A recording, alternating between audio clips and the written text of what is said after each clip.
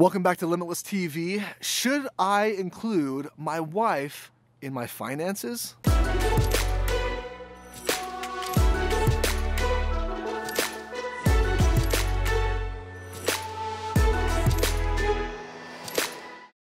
Hey friends, Stephen Michael Miller here, and this is a question that I've actually heard so many times in so many different places, which is, should I include my wife in my finances? Now, typically you hear a whole lot of information on wealth and real estate and things like that, even mindset, but we're going to dive into some relationship counseling here. I guess this is what this is all about. So let me jump in here. Should you include your wife in your financing? Or if this is coming from a woman here, should I include my husband in my finances? And let me just start off by giving you my opinion. The answer is absolutely yes.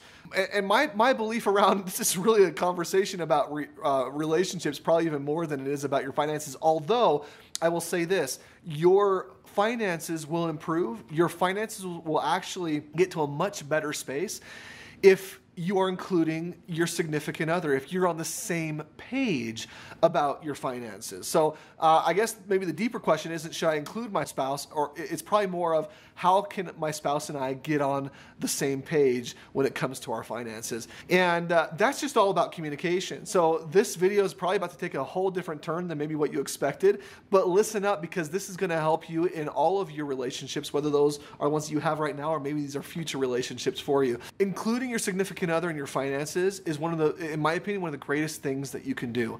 And it's all about learning how to communicate with each other more openly, drawing on the strengths of each other. See, I know in my relationship, my wife is extremely, really good at the details. She's very detail oriented. Her mind thinks that way. I, on the other hand, I'm a big dreamer. I'm action oriented. She's very into the planning aspect of it. I'm very into the implementation of it. Now, if you were to separate us in terms of our finances and only choose one method or the other, with my wife, she would plan a lot of detail would go into the planning of it, but not everything would get done necessarily. I mean, I'm not here to say that she doesn't work. My wife works a lot harder than I do, but she loves the planning part of it. So she spends the majority of her time planning and scheming and thinking about how to, turning it around and looking at all different angles of it. And that oftentimes she could spend more time doing that than the implementation of it. On the other hand, I get into it, I get after it, I act first, oftentimes before I plan, before I think. And that can also be detrimental by itself. But you take both of our gifts. You take my wife's ability to plan and being detail oriented, and my ability to just jump in and act and get things done. And when you put those things together, all of a sudden you find a better system, if we're communicating appropriately, that can cause and lead us to greater wealth, to greater financial freedom, to greater handle and hold over our finances. And that's not going to come separately. That only comes as we share with each other, as we open up, and as we're working together towards a common goal. Two minds, if they're working together and they're synced together, will create synergy, right? Synergy is important when you're talking about your finances and you're looking at discovering solutions to problems, or you're looking at achievement or achieving goals that you've set. And if you can look at your spouse in that way, and if you can work with your spouse in that way, then working with them, including them in the finances, will actually improve your outcome. It'll improve your possibilities. It'll get you both synergizing and working together and create more and more solutions than you would have ever found on your own. Another thing that it does is it holds you accountable. If you include your spouse in your finances, then you can't get out and just go out and spend frivolously necessarily, although I know some of us really want to do that at times, right? If you've got your spouse included and you're open and agreed to talking to them about your various purchases that are going to be made, then it'll do a few things. Number one, it'll put a little bit of a stop in place. It'll allow you to really consider, is this a purchase that I need to make right now? Or is this the best allocation of my funds right now?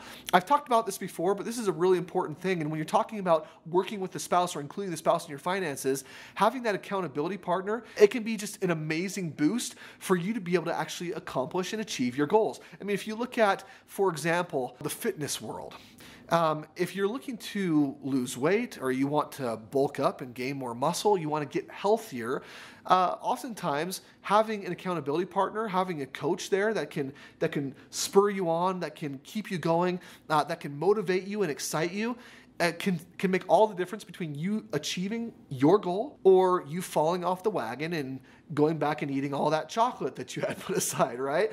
Having that accountability partner is super critical. Likewise, in your finances, having an accountability partner to hold your feet to the fire, to remind you of the goals that you've created, to say, hey, is this really where we want to put our money right now? Or would it be better put in this location or in this investment? Having that person that's on the same page, helping you accomplish your goals, will always benefit you more than just trying to do it on yourself. We are, as people, we have weaknesses, right? Sometimes we get into situations, we allow ourselves things that aren't in alignment with our goals and what we actually want to accomplish. Sometimes we will do what's called self-sabotage. But if you have another person there, especially someone that you love, respect, and trust, if you have your spouse there helping you out and saying, hey, this is what our goals were, how can we help each other accomplish this more, it'll keep you in line to what you really want to accomplish. So again, the question was, should I involve my spouse in the finances? And my answer to you is yes, if you're willing to openly communicate, to share everything, to listen, and then to move forward together, then I would say absolutely involve your spouse in the finances. Okay, not only are we helping you with mindset and with wealth, but I just saved you a whole lot of time and effort in going to the relationship counselor, right? Follow some of the things that we just talked about. If you liked what you heard, then go ahead and click the like button. If you've got some more questions about how you can work with your spouse, then please put them in the comments below. Other than that, guys, have an awesome day, and we'll see you on the next one.